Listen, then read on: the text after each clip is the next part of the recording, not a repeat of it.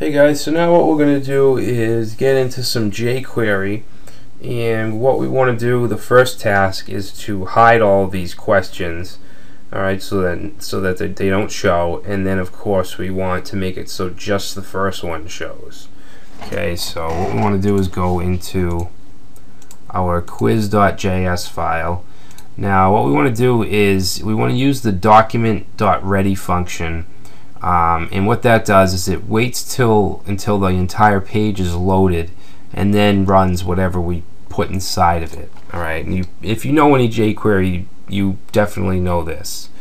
So in jQuery we use the $sign to represent it, and then inside parentheses we're going to say document, which is basically the entire object, the entire document object, and we're going to say .ready.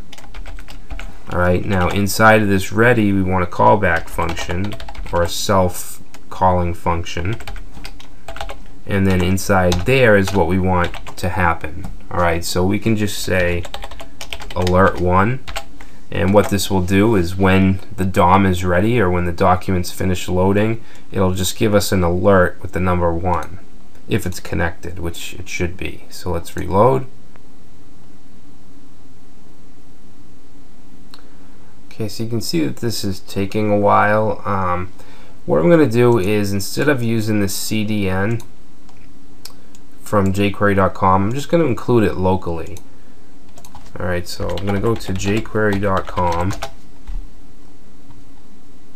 and this is what I usually do anyways. I don't typically use the CDNs just for offline reasons.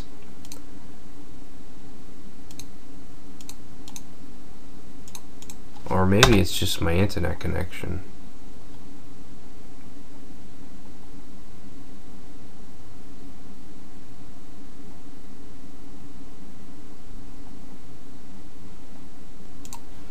And I'm going to click this download button and then download compressed version, and just copy this, and I'm just going to create a new document in my JS folder, and I'm going to call it jQuery.js, and just paste in that code and save it and close it. And then back in the HTML file we're just going to include that instead of using this CDN link.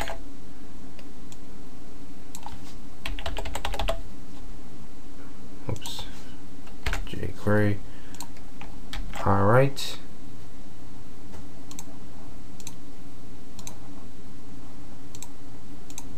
Alright, so you can see that that's faster. So it gives us that alert 1. Alright, now what we want to do is we want to make all of these questions disappear when the page loads. Okay, so in this document ready function, we're going to grab it with jQuery, which is the $sign, and we want to grab all of those questions. If we look at the HTML, you can see that every form has a class called question form, so we're going to use that. Okay, it's a class, so we want to use the question form, and then we want to just say hide. Okay, and we'll just add a comment here.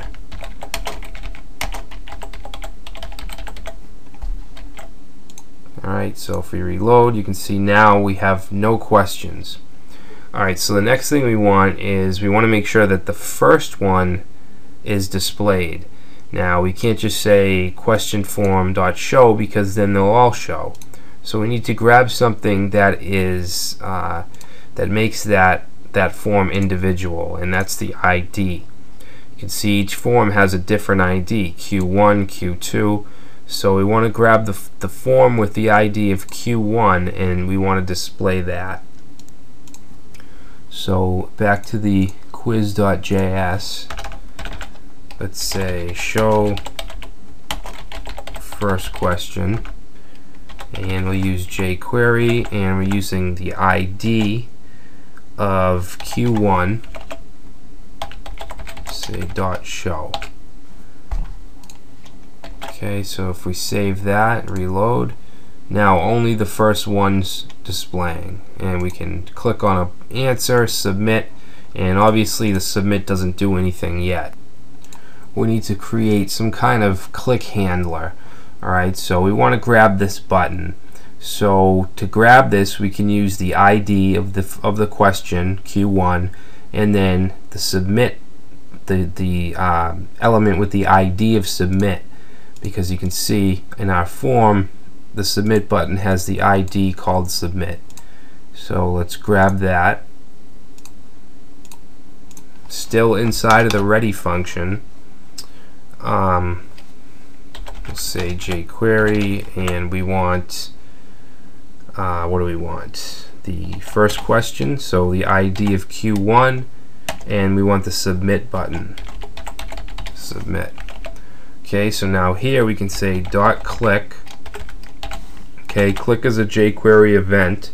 Whenever this element's clicked, we want it to do something. We want it to run a function, a self-calling function, and in that function we want to do a few things. We want to make sure that all the questions get hid, first of all. So I'm just going to copy this line here. Alright, and that's going to include the question 1, but we need question 2 to now be shown. Okay, so we can do that with the ID of Q2, and let's make it show, but let's make it come in kind of elegantly. We'll use the fade in function, okay, which basically does what show does, except it brings it in kind of slowly and just really elegant. So we'll use that, and then for a parameter we can put in the speed in milliseconds, which I'm going to use 300. Alright, so we're also going to have a function run here that's called process, that will actually process the question and the answer to see if it's correct and all that. But we're not going to do that yet. We're going to do that after. So the last thing we want to do here is just return false, and that's because we don't want the button to go anywhere else. We just want it to do what we said, which is hide all the questions and then bring out question 2, and then that's it. Okay, so let's save that, and if we reload, we have question 1. If we click submit, it goes to 2. Now if we do it again, it goes back to 1. So we have to create a few of these. Alright, so I'm actually going to copy this. Now doing it like this isn't the optimal way to do this, but it's the easiest way to explain. Later on in, maybe not the next section, but the one after that, we're gonna make this into a loop so that we can just put this code in the loop and run it instead of having these 5 different blocks. Okay, so if you know jQuery and JavaScript, this probably doesn't look very good, but I think it's the best way for a beginner to really understand what's going on. Alright, so we have question 1, submit. Now we want question 2 submit, so Q2. And remember, we always want the one that's after it to come in on the submission. So we want question 3 to come in. Okay, and then we have 3, and then we have 4 come in, then we have 4, then we have 5 come in, and then we have 5. Alright, now when question 5 submit is clicked, that's the last question, so we don't need to fade in any question. We actually want to fade in the results, which will be the results ID. Alright, so that looks good. Let's save this and make sure we can just go through our questions. Okay, so 1, 2, 3, 4, 5. Alright, and we don't have any results to print out yet, but that's what will happen. Alright.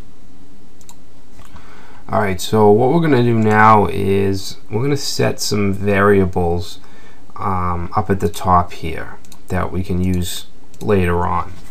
Okay, so above the document ready function, let's create a variable called score, and that's going to be set equal to 0 initially. Okay, I'll put in some comments here. We'll say set score to 0. We're going to have a variable called total, and that's going to be the total number of questions there are, which is 5 in our case.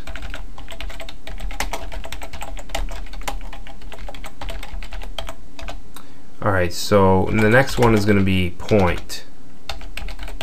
So by default we're going to set this to 1, and this is basically just the points per correct answer.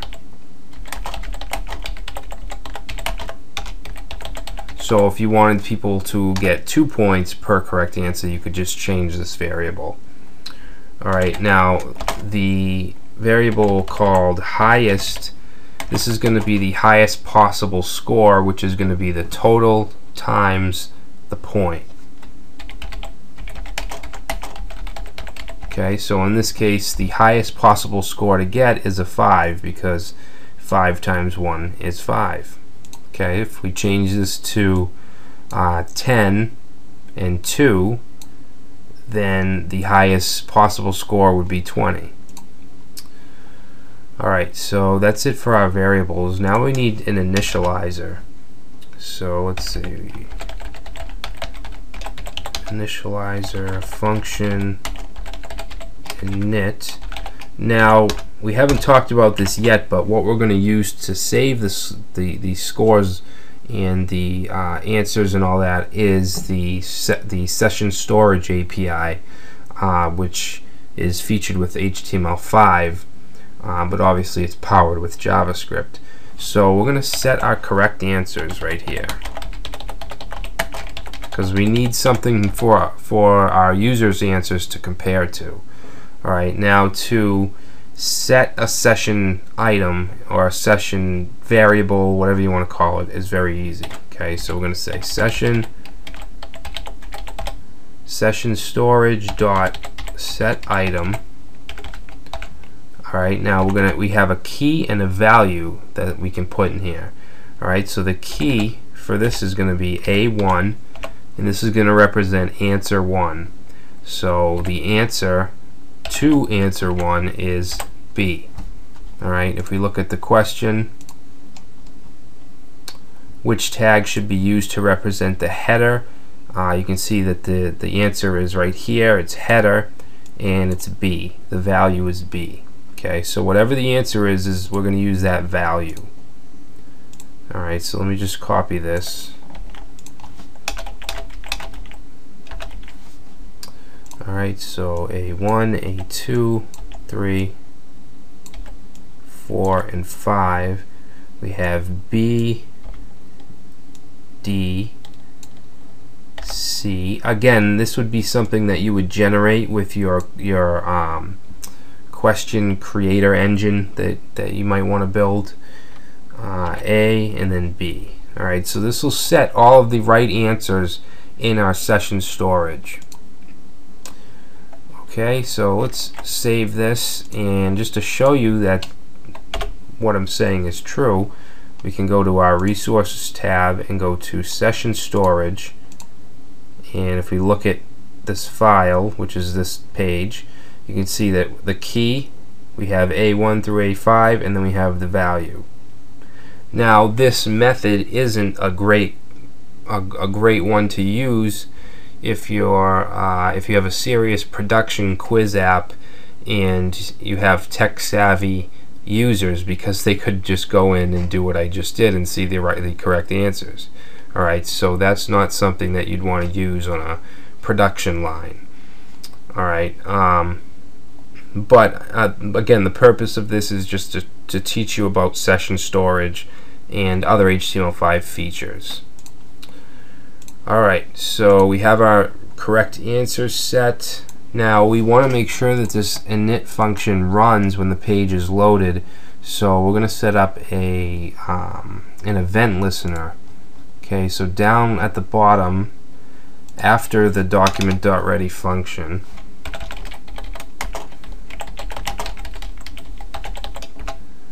Alright, so what we want to do here is say window dot add event listener. Alright, now the first parameter is going to be the event we want to listen for, which is going to be load. Okay, and then we want the function that we want to run is going to be init. And the third one we're just going to set to false. Alright, so what this will do is it'll listen for the load event. When the load event happens, it'll run init, which is going to set our answer items. Alright, so that looks good so far. The next step would be, now that we can scroll through our questions and we can set our correct answers, the next thing would be to create a process function that will process each answer the user enters and compare it to what we have up here. So we will do that in the next video.